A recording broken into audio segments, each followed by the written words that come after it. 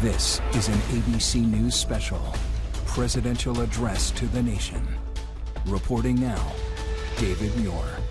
Good evening again, everyone. We are just moments away from President Trump's address to the nation. The president will be speaking from the diplomatic room of the White House. The president aware of his struggling poll numbers, particularly on the economy.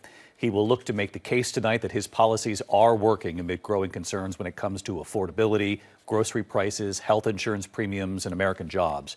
We are told President Trump will be talking about his accomplishments since taking office and what's to come in the new year. President Trump's tariffs and affordability dominating the first year of his second term. The nation's unemployment just this week ticking up to 4.6%. That's the highest level in 4 years. Tonight, a new Quinnipiac poll out this evening showing 65% of voters rate the state of the economy as poor or not so good. 50% say his policies are making things worse. He campaigned on the promise to bring down prices on day one and acknowledged after winning the presidential election that he won in large part because of his promises on prices. But the cost of many items remains stubbornly high. Tonight, 64% of voters say the cost of living is a very serious problem. All of this unfolding tonight as Congress is set to go on break without extending tax subsidies for the Affordable Care Act. More than 20 million Americans are about to see their health care costs skyrocket come the new year. Let's listen to President Trump tonight. Good evening, America. 11 months ago, I inherited a mess, and I'm fixing it. When I took office, inflation was the worst in 48 years, and some would say in the history of our country, which caused prices to be higher than ever before, making life unaffordable for millions and millions of Americans. This happened during a Democrat administration, and it's when we first began hearing the word affordability. Our border was open, and because of this, our country was being invaded by an army of 25 million people, many who came from prisons and jails, mental institutions, and insane asylums. They were drug dealers, gang members, and even 11,888 murderers, more than 50% of whom killed more than one person. This is what the Biden administration allowed to happen to our country, and it can never be allowed to happen again. We had men playing in women's sports, transgender for everybody, crime at record levels with law enforcement, and words such as that just absolutely forbidden. We had the worst trade deals ever made, and our country was laughed at from all over the world, but they're not laughing anymore. Over the past 11 months, we have brought more positive change to Washington than any administration in American history. There's never been anything like it, and I think most would agree. I was elected in a landslide, winning the popular vote and all 7 swing states and everything else, with a mandate to take on a sick and corrupt system that really just took the wealth from people and crushed the dreams of the American people. For the last 4 years, the United States was ruled by politicians who fought only for insiders, illegal aliens, career criminals, corporate lobbyists, prisoners, terrorists, and above all, foreign nations, which took advantage of us at levels never seen before. They flooded your cities and towns with illegal aliens. They decimated your hard-earned savings. They indoctrinated your children with hate for America. They just released a level of violent felons that we had never seen to prey on innocent. They caused war. They caused mayhem. They caused a horrible situation all over the globe. But now you have a president who fights for the law-abiding, hardworking people of our country, the ones who make this nation run, who make this nation work. And after just 1 year, we have achieved more than anyone could have imagined. Starting on day one, I took immediate action to stop the invasion of our southern border. For the past 7 months, 0 illegal aliens have been allowed into our country, a feat which everyone said was absolutely impossible. Do you remember when Joe Biden said that he needed Congress to pass legislation to help close the border?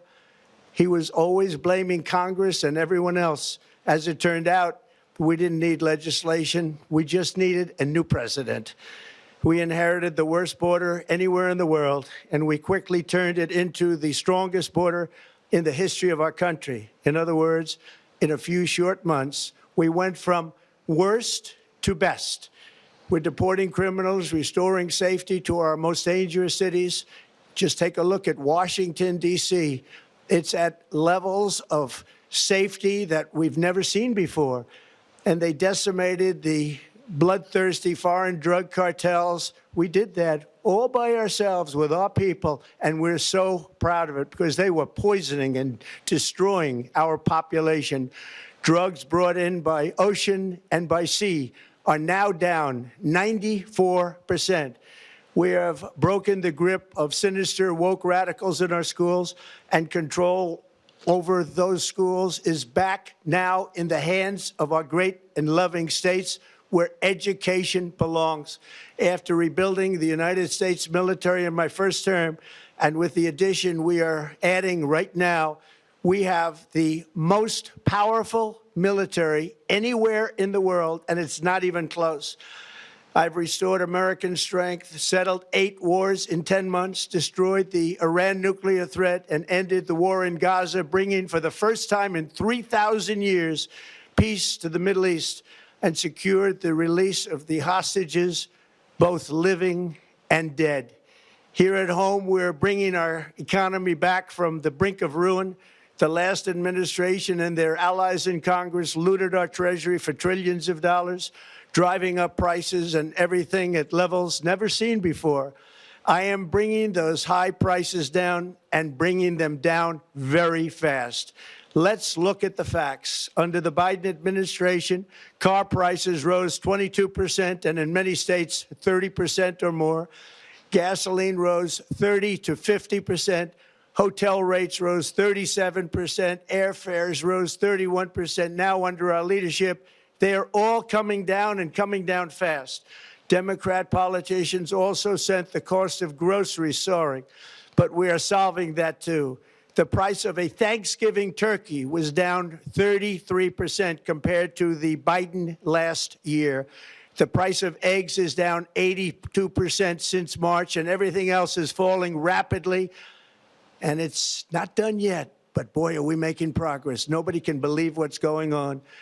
Here are just some of the efforts that we have underway. You will see in your wallets and bank accounts in the new year. After years of record-setting falling incomes, our policies are boosting take-home pay at a historic pace. Under Biden, real wages plummeted by $3,000. Under Trump, the typical factory worker has seen a wage increase of $1,300. For construction workers, it's $1,800. For miners, we're bringing back clean, beautiful coal. It's $3,300.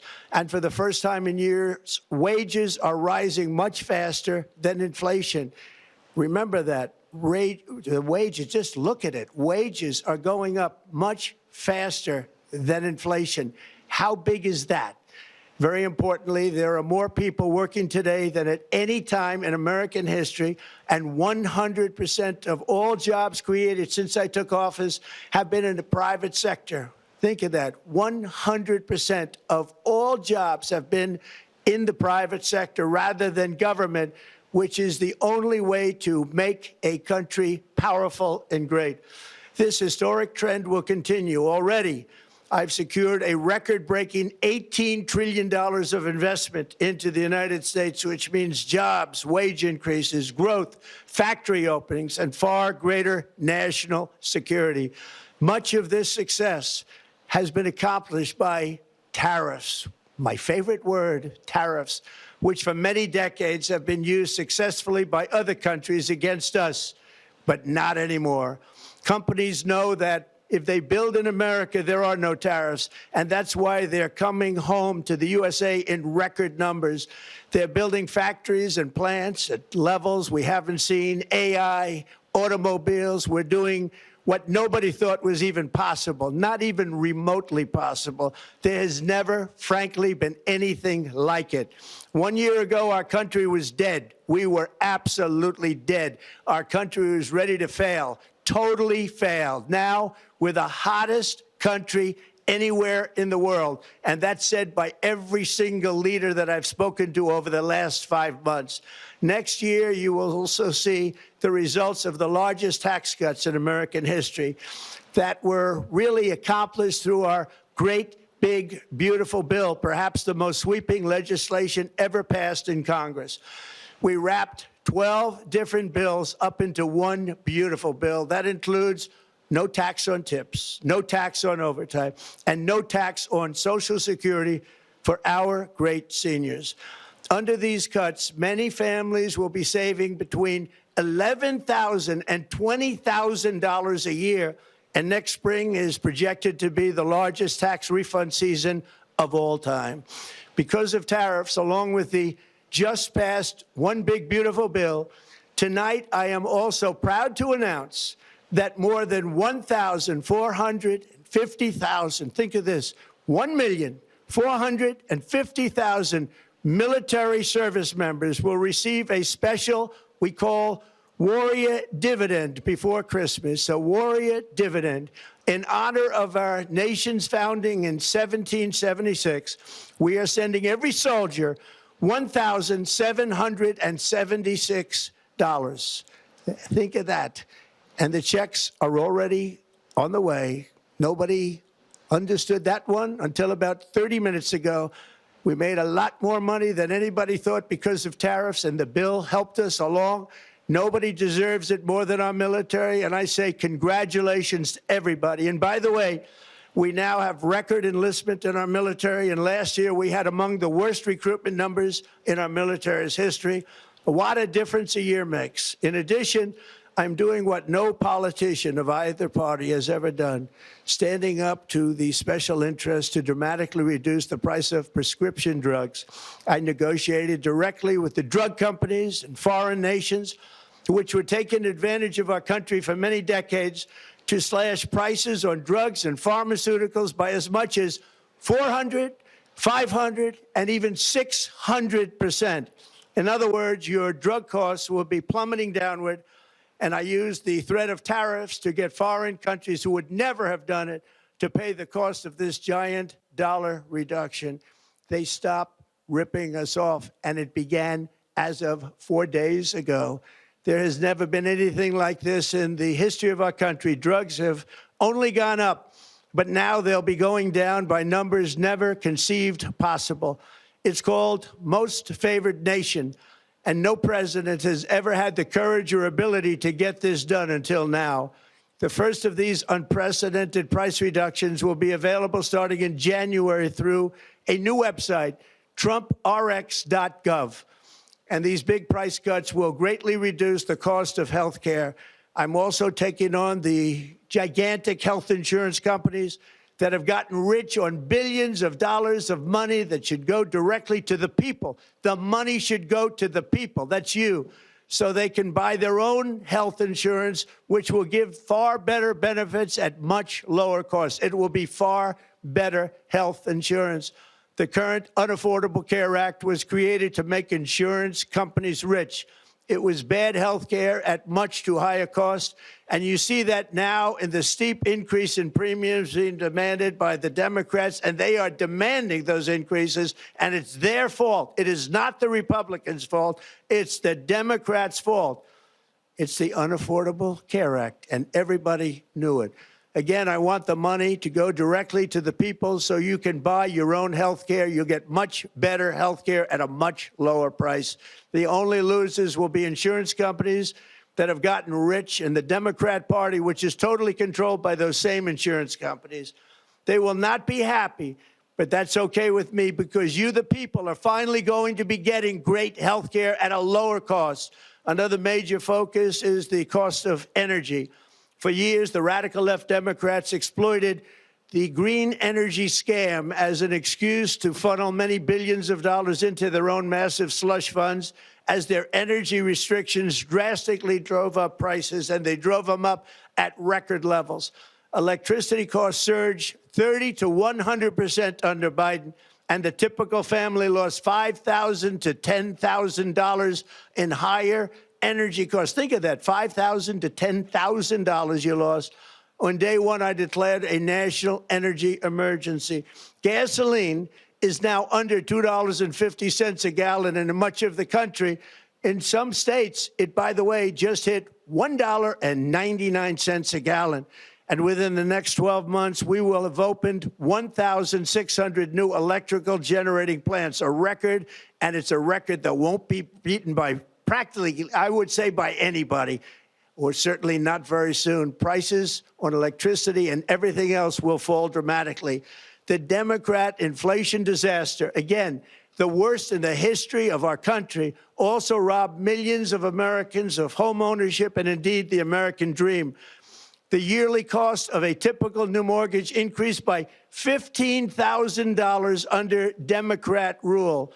In 11 months, we've already gotten that annual cost down by $3,000, and it's coming down a lot lower. Wait till you see. The numbers are going to be shocking. And I'll soon announce our next chairman of the Federal Reserve, someone who believes in lower interest rates by a lot, and mortgage payments will be coming down even further. Early the new year, and you will see this, in the new year, I will announce some of the most aggressive housing reform plans in American history.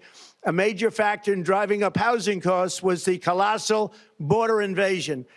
We have never been invaded. This is the worst thing that, frankly, in my opinion, the worst thing that the Biden administration did to our country is the invasion at the border. The last administration and their allies in Congress brought in millions and millions of migrants and gave them taxpayer-funded housing while your rent and housing costs skyrocketed. Over 60% of growth in the rental market came from foreign migrants. At the same time, illegal aliens stole American jobs and flooded emergency rooms, getting free health care and education paid for by you, the American taxpayer. They also increased the cost of law enforcement by numbers so high that they are not even to be mentioned. For the first time in 50 years, we are now seeing reverse migration as migrants go back home, leaving more housing and more jobs for Americans. In the year before my election, all net creation of jobs was going to foreign migrants. Since I took office, 100% of all net job creation has gone to American-born citizens, 100%. In the end, government either serves the productive, patriotic, hardworking American citizen, or it serves those who break the laws, cheat the system, and seek power and profit at the expense of our nation. Look at Minnesota, where Somalians have taken over the economics of the state and have stolen billions and billions of dollars from Minnesota and indeed from the United States of America. And we're going to put an end to it. For so long as before my election, the vast majority of good and decent Americans were forced to watch as corrupt politicians plundered the halls of power, exploited our taxpayers, and pillaged every system that makes civilized society function. But not anymore, and you see that every day, not anymore. We're putting America first, and we are making America great again. Very simple. We are making America great again. Tonight, after 11 months, our border is secure. Inflation is stopped. Wages are up. Prices are down. Our nation is strong. America is respected, and our country is back, stronger than ever before. We're poised for an economic boom, the likes of which the world has never seen. Soon we will host the World Cup and the Olympics, both of which I got. But most importantly, we will celebrate the 250th anniversary of the Declaration of Independence. There could be no more fitting tribute to this epic milestone than to complete the comeback of America that began just 1 year ago. When the world looks at us next year, let them see a nation that is loyal to its citizens, faithful to its workers, confident to its identity, certain to its destiny, and the envy of the entire globe. We are respected again like we have never been respected before. To each and every one of you, have a Merry Christmas and a Happy New Year. God bless you all. President Trump from the diplomatic room at the White House there, marking 11 months into his administration, talking about what he believes in these first 11 months are successes, securing the border, talking about the ongoing ICE operations, the deportations in this country, talking about the affordability issue in this country, laying the blame on the previous administration, now a year into his administration. Talked about tariffs. He said, tariffs, my favorite word. He announced tonight that more than 1 million and 1.4 million military service members will be given dividends from the tariffs, a check for $1,776 for each one of these military service members. He said those checks are on the way. When he talked about health care insurance premiums, a lot of attention on this right now because of the Affordable Care Act. Congress ready to go home for the holidays, it appears, without doing anything to extend subsidies, which means for at least 20 million Americans, their health insurance premiums are set to skyrocket after the first of the year.